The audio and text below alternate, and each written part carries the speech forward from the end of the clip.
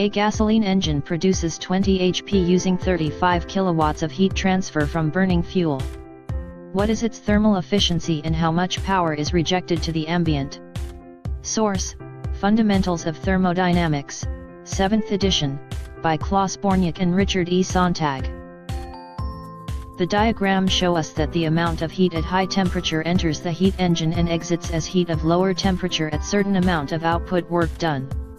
We are asked to determine the thermal efficiency and the power rejected to the ambient.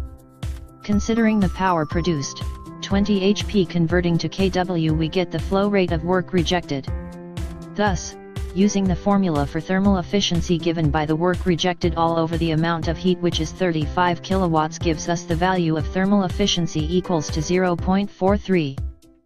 Meanwhile, to calculate for the power rejected to the ambient, we use the equation of flow rate of heat from low temperature equate to the flow rate of heat from high temperature minus the flow rate of output work gives us the value of power rejected to the ambient, which is 20.1 kilowatts. Consider a Carnot cycle heat engine with water as the working fluid. The heat transfer to the water occurs at 300 degrees Celsius, during which process the water changes from saturated liquid to saturated vapor. The heat is rejected from the water at 40 degrees Celsius. Show the cycle on a TS diagram and find the quality of the water at the beginning and end of the heat rejection process. Determine the net work output per kilogram of water and the cycle thermal efficiency. Source: Fundamentals of Thermodynamics, 7th edition, by Klaus Borniak and Richard E. Sontag. For the analysis of the TS diagram, from process 1 to 2, the process is reversible and isothermal. From process 2 to 3, the process is isentropic. From process 3 to 4, the process is also reversible and isothermal, and from process 4 to 1, the process is also isentropic. In this problem, we are asked to determine the quality, net work input and thermal efficiency of the system. Since we are only given by the temperature at high temperature and at low temperature, then the thermal efficiency can now be calculated by subtracting the temperature at high temperature to the temperature at low temperature. The resulting difference will be divided by the temperature at high temperature, taking into consideration that the parameter should be in kelvins. Now that we have the thermal efficiency, this can now be correlated with the net work output. Recall that thermal efficiency is equal to work over the amount of heat at high temperature. Isolating the net work output would result to thermal efficiency times the amount of heat at high temperature. However, the latter parameter is not given. The said parameter is also equal to the temperature at high temperature times the difference between the specific entropy at state 2 and state 1. But we don't know yet the specific entropies at the two states, hence we now shall commence on the analysis at state 1 and 2. Analysis at state 1. We know that our substance is at its saturated liquid form. More so, process 4 to 1 is isentropic, hence S1 is equal to S4. We can directly obtain the value of S4 at the Sontag table at 300 degrees Celsius. Since S4 is less than that of S4 at vapor, then this is a two-phase. Obtaining the values of S4 liquid and S4 evap at 40 degrees Celsius, the quality of water can now be obtained. Analysis at state 2. We know the R substance now is at its saturated vapor form. Also, process 2 to 3 is isentropic, hence S2 is equal to S3.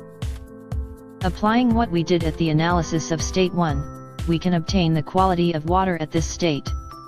Going back, now that we have the data for the specific entropy at state 2 and at state 1, the net work output per kilogram of water can now be solved. R134A at 30 degrees Celsius. 800 kPa is throttled in a steady flow to a lower pressure, so it comes out at minus 10 degrees Celsius. What is the specific entropy generation? Source: Fundamentals of Thermodynamics, 7th edition, by Klaus Borniak and Richard E. Sontag. For this problem, we are asked to find the entropy generated of a refrigerant 143A in a steady state throttling process initially at 30 degrees Celsius and 800 kilopascals to a final temperature of -10 degrees Celsius and a lower pressure. Since the pressure dropped in the second state, the system is said to be irreversible. Applying the law of the conservation of mass, the mass of the substance is constant throughout the whole process.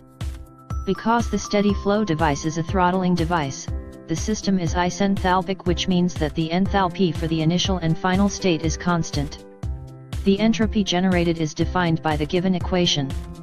But since the process is a steady flow, the mass flow rate is 0. And since the device is a throttling device, the process is adiabatic, which means that no heat was transferred throughout the process. Hence we are left out with the equation. At state 1, the state of the liquid is said to be compressed since the pressure is greater than the saturated pressure at 30 degrees Celsius. This means that the enthalpy and entropy at state 1 is the enthalpy and entropy of the saturated R134A vapor at the same temperature condition.